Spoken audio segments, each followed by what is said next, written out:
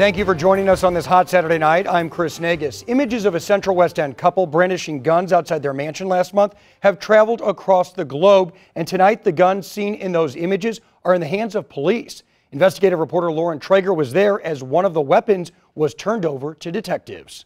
The reason we've done that is we want to make sure that nothing is tampered with. Wrapped in a sandwich baggie, the small handgun that's had a big impact. Attorney Al Watkins first showing it to us before handing it over to two St. Louis police detectives Saturday. That gun, the same, pointed at protesters on June 28th by Patricia McCloskey. Her husband Mark armed with a rifle, which was taken by police at the McCloskey's home Friday night. Watkins revealing a key fact to reporters Saturday about the handgun. It doesn't work. But I do know that steps were taken which required the dismantling of the gun and the reassemblage of it in a fashion that would render it safe and acceptable for utilization as an exhibit in state and federal court. Watkins says McCloskey knew it wasn't operable when she pointed it at protesters, her finger on the trigger. So the intimidation factor that you utilize within the context of any self-defense, yes. Watkins, known for colorful language. She's not pulling it out, like I said, to clean her ears. As of Friday, no longer represents the McCloskeys.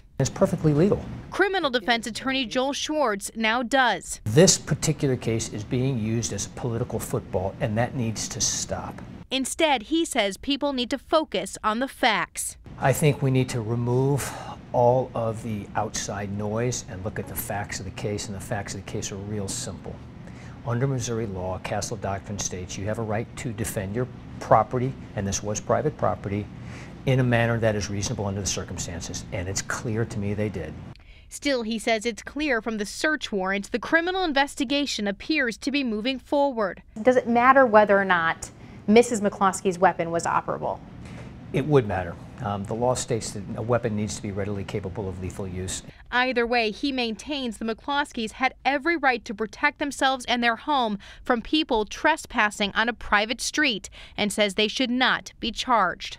This had nothing to do with race. If those people were white, black, brown, or green, the McCloskeys would have taken the same action. Since signing on to the case just about 24 hours ago, Schwartz says he's had over 100 calls and communications supporting the McCloskeys. He also says he has been in contact with the prosecutor's office.